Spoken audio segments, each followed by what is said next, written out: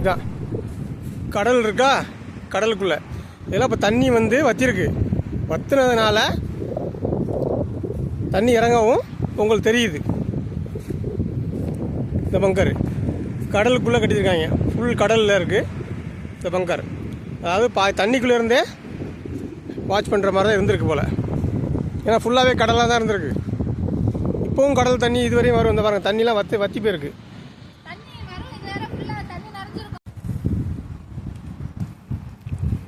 இந்த பங்கர்ஸ் தான் ஜப்பானீஸ் உருவாக்குனாங்க.